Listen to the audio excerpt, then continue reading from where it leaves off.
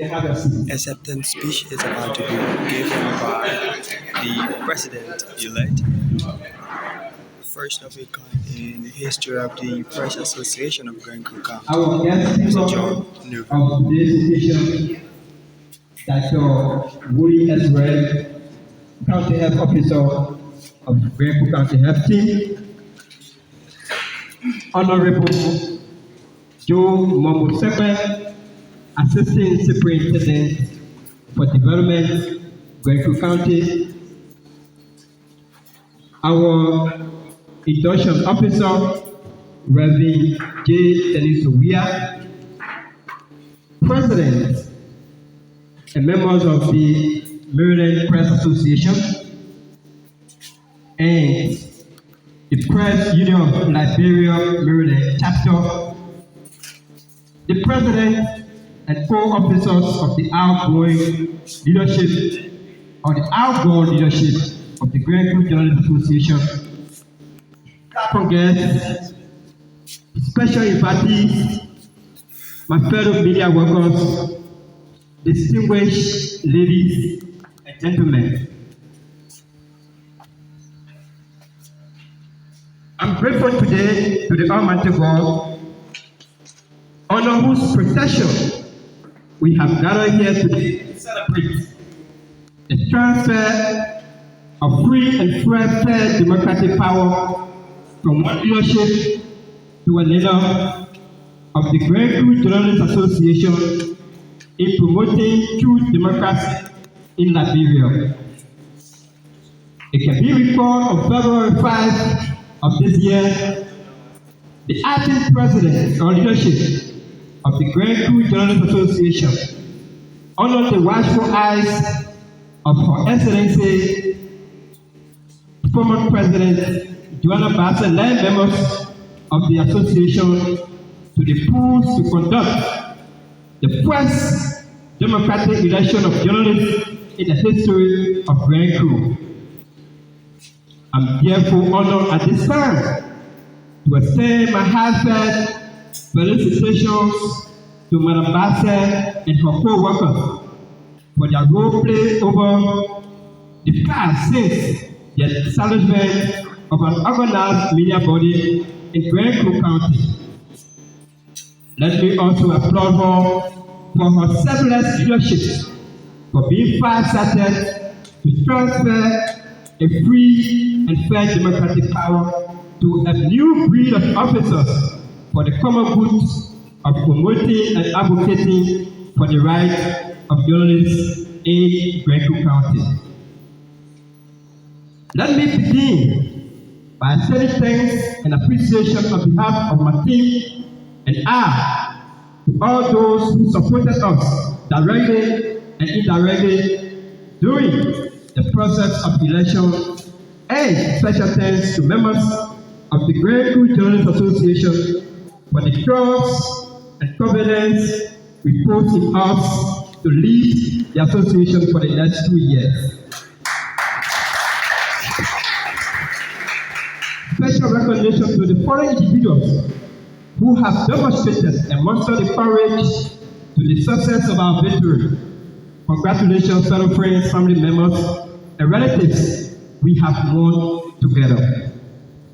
These individuals include, but not limited, to Manager Shedrick Tawley of Grand Radio, Dr. Woody S. Red, CHO Grand Creek County Health Team, Dr. John Yakubu, Medical Director, Radical Hospital, Mr. Joe Wilson, Acting President of the Maryland Press Association, Mr. Michael Smith, CHDD, Grand Creek County Health Team, Manager Edric Thomas of Athena Radio, Mr. Eric Basu from the Office of the Deputy Speaker, Mr. Chanel Jen, Acting Program Manager Radio Athena, Mr. Moses Sikado of Grand Central Radio, Honorable Joe Momosekwe, Development Superintendent, Mr. Emmanuel Freitas, CEO of the Grand Creek Writers Association TV, Mr. Alfonso Tier, GSA Regional Director, Ms. Regina Jure, Acting Manager of Radio Athena, and hard working staff of Grand Central Radio, and most importantly, Senator Abbott Chie, Senate Pro Tem of the Liberia Senate. Let me use this time to give special recognition to the Maryland Press Association, who has nurtured our existence into the media profession of Liberia and to have come this far. Mr. Guest Speaker, fellow Liberians, after and before the Civil War, the media has been supportive to our governments in achieving national development for which our country has come this far. We are pleased to let you know that 1 year and a half ago, the media workers in Greenville County saw the need to organize themselves to give more value and to protect and advocate for the rights of media houses and media workers in the county, something which many counties have started many years ago. But this we believe was due to was delayed in Greenville County due to the existence of only one active media institution at the time. I will say the establishment of the Greenville Journalists Association was predicated when additional 2 radio stations came into existence, which were established by 2 of the county lawmakers, namely Senator Abbott Chie, Senator of Greenville County, and Senate Pro Tem of the Liberia Senate, and Representative James Francis, Representative of District Number 2, and Deputy House Speaker of the House of Representatives, Republic of Liberia. I believe the idea of the establishment of these additional 2 media institutions in Greenville County was aimed to promote information dissemination, creating competition among media institutions and media workers, promoting peace and unity, as well as source of empowerment to those who desire to venture into the media profession in the county. Let me congratulate these 2 distinct personalities for their job done. Additionally, it is important to acknowledge the hard work of some of our colleagues for their far-sightedness in establishing other online media outlets, which include Greenville TV and Greenville Broadcasters Association TV, and of recent time, the Greenville Press Union. Let me say many thanks to Martin Swa, Emmanuel Pratos, and Emmanuel Kofa for their tireless efforts. We are also getting reliable sources that in not too long distant future, 2 additional media institutions are expected to join the existing ones currently operating in the county for the purpose of creating more competition among media institutions in Greenville County. During our campaign, we may have said things we may think in our rational minds may or may not hurt others. At this moment, we want to use this time to seek for forgiveness and reconciliation. I say, never mind, and peace should be the order of the day. We call on our opponents that our leadership will be inclusive, which evidence is glaring.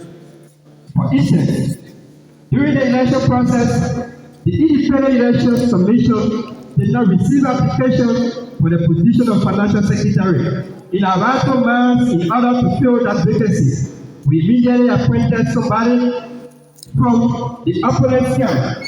After consultations with other media colleagues, and today we all made the leadership of the association. We also appointed other persons on the inauguration committee as co-chair. We promise to foster peace and unity among media workers in the county. Additionally, during our campaign, we understood that the modern media institution in the county of DGK over the past 6 months has been shut down due to technical problems, in which we promised to collaborate with the management and the board of the station, as well as the county officials, to restore broadcasts at the radio station. It is important to let you know that we have begun discussions for the resumption of the session.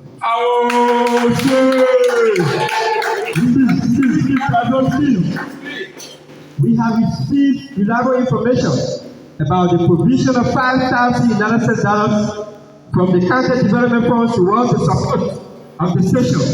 This amount we think can begin a significant progress for the resumption of the session. We thank the county local authority, the county legislative caucus, citizens of the county for the initiative. We therefore want to recommend to the county authority and the county legislative caucus to fast-track the release of said amount to the requisite body for its internal purpose. We also committed during the campaign to work with school administrators to help train student press clubs at various institutions across the country as part of enhancing student learning capacities as well as increasing knowledge of students into the media profession. We are pleased to also let you know that we have already initiated the process. It is also important to report to you that on March 14, 2022, during the morning hours, we received calls from our colleagues that a rate of arrest was issued to two of our journalists, namely Emmanuel Escofa, news reporter at Athena Radio, and Morrison Wren, also of Athena Radio and EFBC correspondent, by the Baghdad Magisterial Court on grounds that the two journalists conducted a talk show in which they denigrated the irregularities of several land ministries and agencies, including the judiciary. Based on our investigation on the details of the cause of the rate of arrest, it is established that the court had no sufficient evidence to authenticate its claims to issue a rate of arrest on the two journalists. We therefore strongly condemn such act and point out that this was perpetrated and was a threat and intimidation against the media in the county, specifically the two journalists in question.